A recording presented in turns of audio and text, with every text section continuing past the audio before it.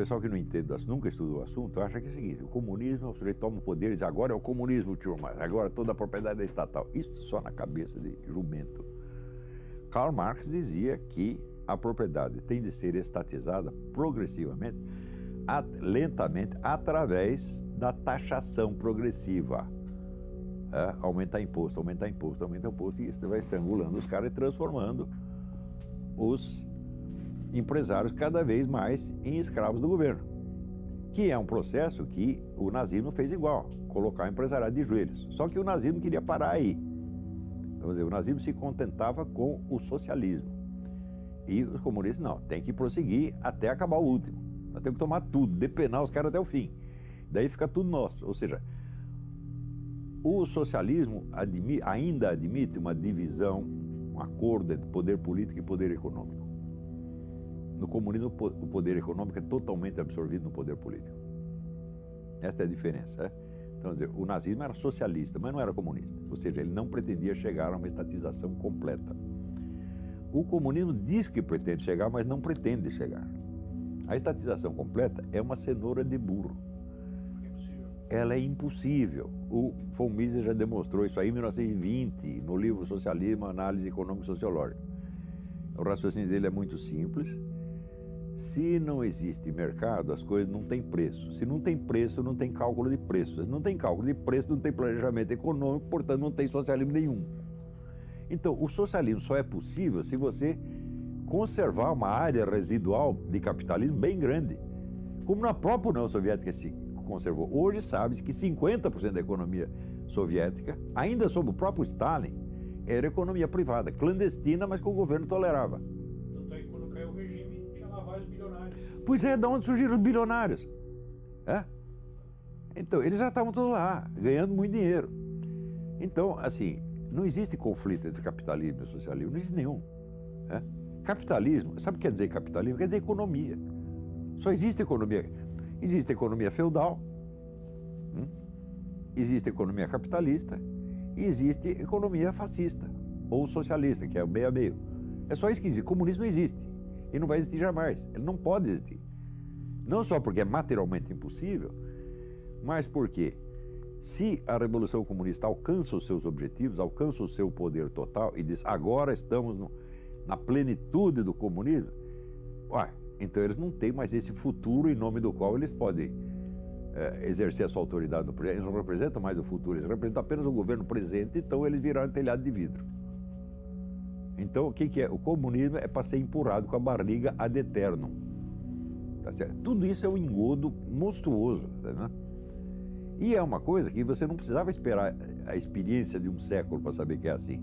No próprio conceito do comunismo, o conceito abstrato do comunismo, tal como Karl Marx o define, você já vê essa contradição ali desde o início. Então, quando você tem um plano contraditório, então é o seguinte, você está dizendo que vai fazer uma coisa, mas você vai fazer outra. Você não vai fazer o que você está dizendo, você vai fazer um outro negócio. É impossível. É impossível. Se você promete impossível, você vai fazer algum possível.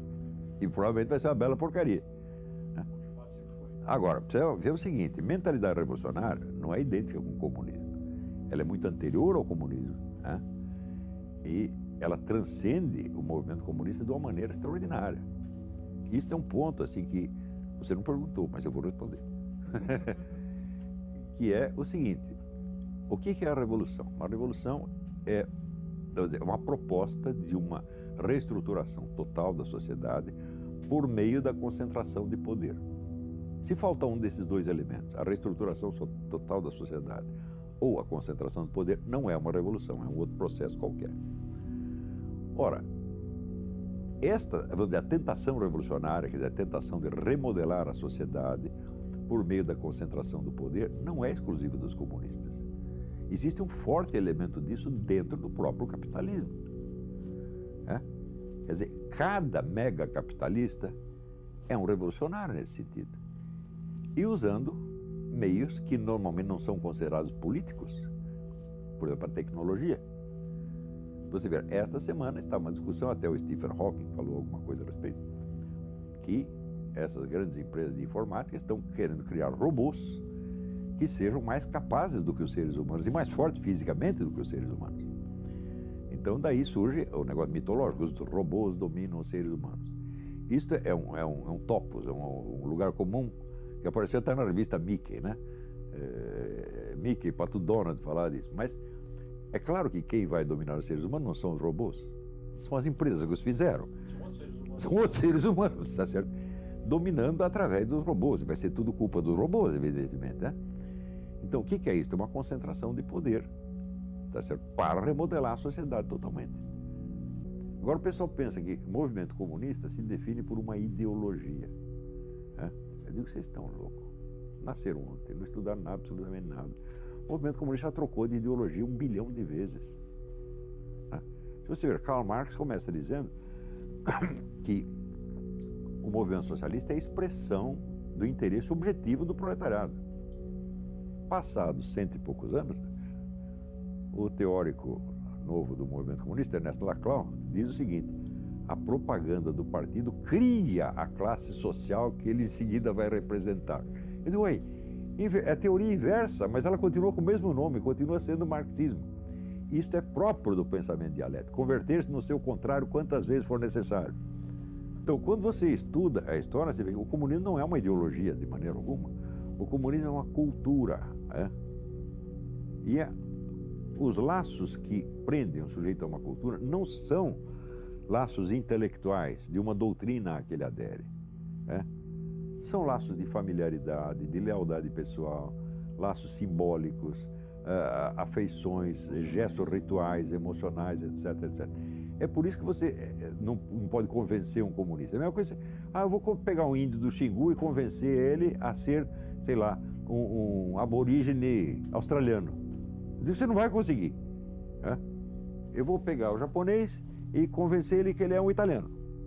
Não dá para fazer isso, né? Quer dizer, você mudar de cultura é tão difícil quanto você mudar de planeta, tá entendendo? Então é uma metanoia, um processo muito profundo. Eu vivi isso, pô. Agora, eu tive a vantagem seguinte: eu não fui criado no meio comunista. Eu não sou, quando eles chamam aqui, eles chamam de red diaper, né? A fralda vermelha. O nego que já foi criado no meio comunista. Eu tinha amigos que eram assim, amigos que eram de famílias comunistas tradicionais, né? Mas eu não era, né? Eu vinha de uma família católica e entrei no meio comunista já um pouco tarde. Então, a adesão não foi tão profunda assim. Mas mesmo assim, eu vejo que o comprometimento da minha alma e da minha psique nisso foi sério. Eu levei 20 anos para me livrar disso. Basicamente, a coisa é essa: a União Soviética foi um órgão do movimento comunista e não o movimento comunista. Por que os caras estudavam assim? É muito simples. Quem estudava isso? Os sovietólogos eram funcionários do governo americano. Eles não eram funcionários de um partido, né? De um movimento internacional, como os comunistas. Então, eles olhavam tudo do ponto de vista do conflito entre estados. Não é isso? Então, tem o Morgenthau, na época, a teoria do Morgenthau, é o seguinte: os agentes fundamentais da política internacional são estados. Não são.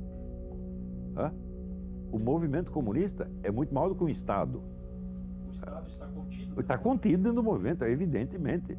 Olha, eu recomendo para você uma peça de teatro. Chama-se Processo e Morte de Stalin, escrito pelo grande romancista italiano Eugenio Corti. Então é o seguinte: os amigos, os colaboradores mais próximos de Stalin, os veteranos do partido, vão um dia até a casa de campo do Stalin com a decisão de matá-lo. Para não aguentar mais esse cara, ele está matando todos os nossos amigos, vamos dar um jeito nele. E eles chegam lá, eles prendem os guarda-costas do Stalin, encostam o Stalin na parede: agora nós vamos acabar com você. O Stalin diz: companheiro da doença, você pode matar, mas primeiro vocês vão deixar eu me explicar, vocês vão me interrogar, eu vou responder, fazer um processo. Eles topam. E no curso do processo, o Stalin demonstra por A mais B que tudo o que ele fez de maligno estava rigorosamente de acordo com o marxismo-leninismo.